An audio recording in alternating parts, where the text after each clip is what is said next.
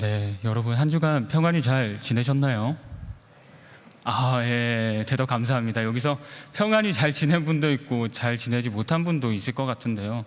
그러나 그 사실이 여기서 중요하지 않습니다.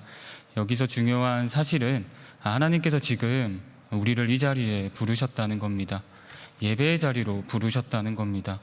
이 귀한 예배의 시간, 정말 우리의 마음을 담아 최상의 제물로 하나님께 올려드리기를 간절히 소망하며 제가 준비한 그림을 보고 우리 말씀 속으로 한번 들어가 보도록 하겠습니다. 자, 여러분 이 그림 보이시나요? 제가 이 그림을 가져온 이유를 안다면 여러분은 여기에 등장하는 인물이 누군지 단번에 알 수 있습니다. 여기서 손짓을 이렇게 하고 계신 분은 누구일까요? 네, 맞아요. 예수님입니다. 그리고 저기 예쁜 비단 옷을 입은 청년은 누구일까요? 바로 오늘 말씀 속에 나오는 부자 청년입니다. 예수님은 손짓을 하고 있습니다. 손짓을 하고 있는 곳을 보면 가난한 자에게 손짓을 하고 있는 것을 볼 수 있습니다. 그런데 부자 청년은 거기에 시선을 두지 않고 다른 곳을 보고 있습니다. 왜 이런 상황이 펼쳐졌는지 우리 말씀 속에서 한번 살펴보도록 하겠습니다. 우리 다 함께 18절 말씀 함께 읽겠습니다. 어떤 관리가 물어 이르되 선한 선생님이여 내가 무엇을 하여야 영생을 얻으리이까? 아멘. 오늘 말씀을 보면 어떤 관리가 나옵니다. 그런데 제가 서두에서 부자 청년이라고 했는데 청년이 안 나오고 관리가 나옵니다. 그렇다면 그림의 그 청년과 여기서 나오는 관리는 다른 사람일까요? 그렇지 않습니다. 공간복음의 평행 본문을 살펴보게 되면 마태복음은 이 관리가 청년이라고 말하고 있습니다. 그러니까 이 청년의 직업은 관리였습니다. 이 청년은 나이도 어린데 튼튼한 직업도 있고요. 또 그냥 부자가 아니라 큰 부자라고 하고 있습니다. 아까 그림에서 비단 옷만 입은 것만 봐도 알 수가 있죠. 이 부자가 찾아와서 예수님께 묻습니다. 무엇을 하여야 영생을 얻으리이까? 여기서 이 질문에서 청년이 가진 사고, 구원관을 알 수 있습니다. 청년은 묻습니다. 무엇을 하여야 영생을 얻으리이까? 한마디로 이 청년은 무엇을 해야지만 영생을 얻는 줄 알고 있습니다. 이에 대한 예수님의 대답을 한번 살펴보겠습니다. 누가복음 18장 19절 말씀 함께 읽겠습니다. 예수께서 이르시되 내가 어찌하여 나를 선하다 일컫느냐? 하나님 한 분 외에는 선한 이가 없느니라. 예수님의 대답이 어떤가요? 영생에 관해 알려주세요 라고 했는데 대뜸 화를 내시는 것 같습니다. 꾸짖으십니다. 나는 선한 선생이 아니다. 선한 분은 오직 하나님이다 라고 말하고 있습니다. 이 말의 뜻은 무엇일까요? 바로 선하다라는 이 당시 상황을 한번 살펴봐야 되는데요. 선하다라는 말은 하나님께만 썼습니다. 그리고 선생이라는 말은 그냥 유대인 말씀을 잘 전하는 랍비에게 칭하는 호칭이었습니다. 한마디로 이 모순된 구절을 뭐라 하는 것입니다. 그리고 더 나아가서는 나를 하나님의 아들로 생각하지 않고 한 명의 랍비로 생각하고 찾아온 그 모습에 대해서 꾸짖으시는 것입니다. 우리 이어서 예수님의 대답을 또 살펴보도록 하겠습니다. 우리 20절 말씀 함께 읽겠습니다. 내가 계명을 안 하니 간음하지 말라, 살인하지 말라, 도둑질하지 말라, 거짓 증언하지 말라, 내 부모를 공경하라 하였느니라. 아멘. 예수님은 영생에 대해 질문하는데 10계명, 6계명에서 9계명을 말씀하십니다. 그런데 여기서 우리가 오해하면 안 됩니다. 예수님, 영생 어떻게 얻습니까? 그래, 10계명 잘 지키면 얻는다 라고 말하는 것이 아닙니다. 예수님은 알고 있었습니다. 인간은 악하기에 자력으로 구원받을 수 없는 존재라는 것을 알고 계셨습니다. 그런데 왜 예수님이 이러한 질문을 했을까요? 거기에 숨은 의도는 예수님은 너가 이 율법을 못 지키는 것을 깨닫기를 바란다라는 의미였습니다. 그런데 청년의 대답은 어떨까요? 우리 청년의 대답 한번 살펴보도록 하겠습니다. 21절 말씀 함께 읽겠습니다. 여짜오되 이것은 내가 어려서부터 다 지키었나이다. 여러분, 부자 청년이 정말 율법을 온전히 다 지켰을까요? 예수님의 대답을 살펴보겠습니다. 22절 말씀 함께 읽겠습니다. 예수께서 이 말을 들으시고 이르시되 내게 아직도 한 가지 부족한 것이 있으니 내게 있는 것을 다 팔아 가난한 자들에게 나눠주라. 그리하면 하늘에서 내게 보화가 있으리라. 그리고 와서 나를 따르라 하시니. 아멘. 예수님은 이 부자 청년이 가지고 있는 근본적인 문제를 지적하십니다. 즉, 예수님은 부자 청년이 사람들에게 보일 때는 겉으로는 율법을 잘 지키는 것처럼 보이지만 본질적으로 들어가면 너는 이웃사랑을 실천하지 않다라는 것을 보여주기 위해서 이 말씀을 하신 것입니다. 그래, 너의 전부를 팔아서 한번 이웃사랑을 실천해 봐라. 이에 대한 청년의 반응을 살펴보겠습니다. 우리 23절 말씀 함께 읽겠습니다. 그 사람이 큰 부자이므로 이 말씀을 듣고 심히 근심하더라. 예수님의 예상대로 부자는 크게 근심하면서 바로 예스라고 대답하지 못합니다. 너 6에서 9계명 잘 지켰어? 예스, 잘 지켰습니다. 너 주일 성수 잘 지켰어? 예스, 잘 지켰습니다. 그래, 너의 전부 다 팔아서 저 가난한 자 도울 수 있어? 예스라고 대답하지 못하고 등을 돌리는 청년의 모습을 볼 수 있습니다. 여러분, 이 청년의 문제가 무엇입니까? 부자 청년은 다른 사람들이 볼 때 형식적으로 믿음이 좋은 것처럼 보였습니다. 그런데 본질적으로 더 깊이 나가보니까 이 부자 청년은 자신이 피해 입지 않는 선에서만 신앙생활을 한 것입니다. 한마디로 내가 주인이 되어서 내가 만족할 만한 신앙생활을 한 것입니다. 이것은 종교생활입니다. 그런데 예수님은 더 깊이 들어오길 바랍니다. 영생의 문제에 있어서는 그렇게 해서 받을 수 없으니까 더 깊이 들어오라고 말합니다. 너의 전부를 팔아서 이웃사랑 실천해 볼래? 라고요. 우리가 이 말씀에서 우리가 앞말씀은 너무나도 잘 알고 있는데요, 우리가 예수님이 말한 두 번째의 마지막 문장을 한번 살펴봐야 됩니다. 예수님은 말합니다. 다 팔아 가난한 자에게 나누어 주라. 그리고 마지막에 뭐라고 하죠? 나를 따르라 라고 말합니다. 그렇습니다. 예수님은 영생의 문제에 있어서 너 중심으로 신앙생활해서 안 된다. 나를 따라라. 하나님 중심의 신앙생활을 회복해라.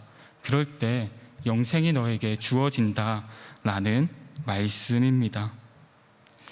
여러분에게 이웃사랑을 실천하지 못하게 하고 하나님 중심의 신앙생활을 실천하지 못하게 하는 것이 있습니까? 그것이 꼭 돈이 아닐 수 있습니다. 나의 자존심일 수도 있고요.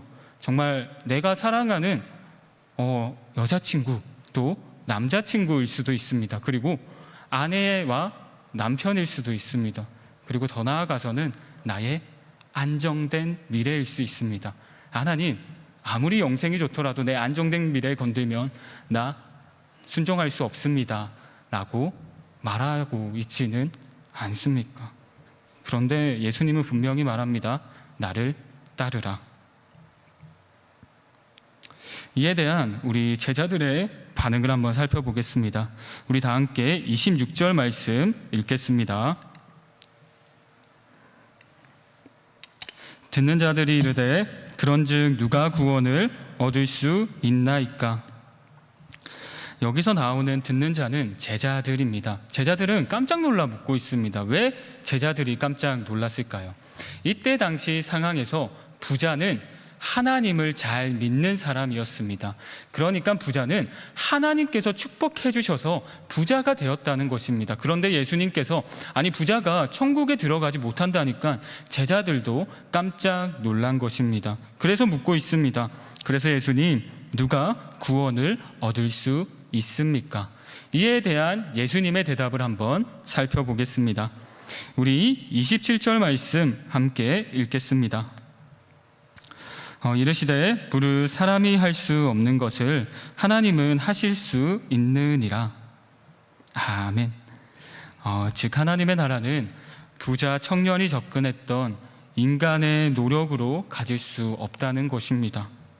로마서 3장 10절 말씀처럼 하나님 앞에 의롭다 인정받을 수 있는 사람은 단 한 명도 없기 때문입니다. 하지만 자비로우시고 전지전능하신 하나님은 부패한 인간도 변화시켜서 구원하실 수 있습니다. 여러분, 여기서 정말 잘 들으셔야 합니다. 하나님은 부패한 인간도 구원하실 수 있는 분이시기에 구원을 위해 우리가 해야 할 것이 있습니다. 단 한 가지입니다. 하나님의 은혜를 의지하여 어린아이처럼 전적으로 하나님께 의탁하여 예수 그리스도의 문을 통과하는 것입니다. 하나님께 하나님의 은혜에 전적으로 의탁하여 예수 그리스도의 문을 통과하는 것입니다. 그리고 이렇게 예수님을 만난 사람들은 22절 하반절의 말씀을 듣게 됩니다. 너 나를 따르라. 그리고 우리가 정말 하나님의 전적인 은혜를 의지할 때 우리는 이것을 듣게 되고 또 순종하게 됩니다. 우리 다시 말씀으로 돌아와 28절 말씀 함께 읽겠습니다. 베드로가 여짜오되 보옵소서, 우리가 우리의 것을 다 버리고 주를 따랐나이다. 이에 예수님의 대답이 어떨까요? 우리 이어서 29절에서 30절 말씀 함께 읽겠습니다. 이르시되 내가 진실로 너희에게 이르노니 하나님의 나라를 위하여 집이나 아내나 형제나 부모나 자녀를 버린 자는 현세에 여러 배를 받고 내세에 영생을 받지 못할 자가 없느니라 하시니라. 아멘. 좋습니다. 그러면 예수님, 저희는 예수님을 따르고 있습니다. 그러면 저희는 구원을 받는 겁니까? 라고 베드로가 즐거운 마음으로 또 예수님께 물었던 것 같아요. 이에 대해서 예수님은 또 괜찮은 대답을 하시는 것 같습니다. 야, 그래, 좋다. 정말 하나님의 나라를 위해 헌신한 자는 현세에도 복을 받고 내세에도 복을 받을 것이다. 그러나 우리가 이것을 조금 더 자세하게 살펴볼 필요가 있습니다. 베드로는 모든 것을 버리고 주를 따라 자신이 영생을 얻습니까? 라고 묻고 있습니다. 참고로 여기서 버리다는 잘 들으셔야 됩니다. 폐기 처분하고 모른 척하는 것이 아닙니다. 그냥 폐기 처분해서 뒤도 돌아보지 않는 것이 아닙니다. 그냥 아예 모른 척하는 것이 아닙니다. 바로 자신이 생각하는 중요한 자리에서 떠나 보내다라는 의미가 있습니다. 한마디로 우리 베드로를 보면서 말할 때는 하나님께서 말씀하셨죠. 예수님께서 말씀하셨죠. 집이나 아내나 형제나 부모나 자녀를 버린 자는 이라는 말은 한마디로 그냥 버리고 폐기 처분하듯이 버리는 게 아니라 정말 내 마음속에 중요한 자리에서 떠나 보내는 것을 의미하는 것입니다. 그리고 그 자리에 예수님은 말합니다. 누구를 두라? 바로 하나님을 두라고 말씀하고 있는 거죠. 그렇게 했을 때 하나님께서, 우리 예수님께서 약속하셨습니다. 현세에 여러 배 복을 받는다고요. 여러분, 여기서 말하는 복은 무엇일까요? 야, 집하고 가족하고 다 버렸는데 야, 이거 버리면 저기 강남에 보이는 빌딩 5층짜리는 주시는 건가? 아니면 내 인생이 더 술술 잘 풀리는 건가? 이렇게 막연히 생각할 수 있습니다. 그러나 저는 여러분에게 도전하기 원합니다. 현세에 주시는 복은 이 말씀을 근거로 봤을 때, 하나님을 따른다라는 그 근거로 봤을 때 여기서 말하는 복은 가족만, 내 혈육의 가족만 가족이 아니라 저 사람 예수님 믿지 못했는데 내가 예수님 전해서 저 사람 예수님 믿게 됐어요. 그리고 그 사람 지금 우리 예수님 안에서 한 가족이에요 라고 말하면서 이 땅에서 많은 가족이 생기는 겁니다. 한마디로 그것이 복이라는 겁니다. 이 현세의 복을 받을 것이다. 그리고 또 예수님께서 말씀하십니다. 뭐라고요? 내세에도 영생이 주어질 것이라고요. 저는 여러분에게 도전하고 싶습니다. 여러분의 마음의 중심에 뭐가 제일 중요하십니까? 여러분의 마음에 뭐가 제일 중요하십니까? 대찬 형제는 마음속에 뭐가 제일 중요하십니까? 휴식이 가장 중요한가요? 그럴 수도 있습니다. 또 물어보면 저는 정말 여자친구가 중요합니다라고 대답할 수밖에 없는 환경일 수도 있으나 그런 환경이 주어지더라도 누가 중요합니까? 저 크리스찬입니다. 리얼 크리스찬입니다. 저 마음속에 가장 중요한 분 하나님입니다 라고 대답할 수 있으면 좋겠습니다. 그래서 저는 설교 말씀을 이 말씀과 함께 마무리 지으려고 합니다. 갈라디아서 2장 20절 말씀 우리 다 같이 읽도록 하겠습니다. 내가 그리스도와 함께 십자가에 못 박혔나니 그런즉 이제는 내가 사는 것이 아니요 오직 내 안에 그리스도께서 사시는 것이라. 이제 내가 육체 가운데 사는 것은 나를 사랑하사 나를 위하여 자기 자신을 버리신 하나님의 아들을 믿는 믿음 안에서 사는 것이라. 아멘. 다시 한번 묻습니다. 지금 여러분에게 소중한 것은 무엇입니까? 이 질문에 대한 답을 오늘 저녁에, 오늘 밤에 하나님께 올려드리는 여러분 되시기를 간절히 소망하며 제가 기도하고 설교 마치도록 하겠습니다. 기도하겠습니다. 사랑이 많으신 하나님 아버지, 죽을 수밖에 없는 우리를 지금 이 자리에 불러주셔서 찬양하고 기도하고 말씀 듣게 하시니 감사합니다. 예수님은 우리를 너무나도 사랑하셔서 이 땅에서 십자가에 못 박히시고 우리의 죄를 사해 주셨습니다. 주님, 이제는 우리가 예수님을 온전히 따르기를 소망합니다.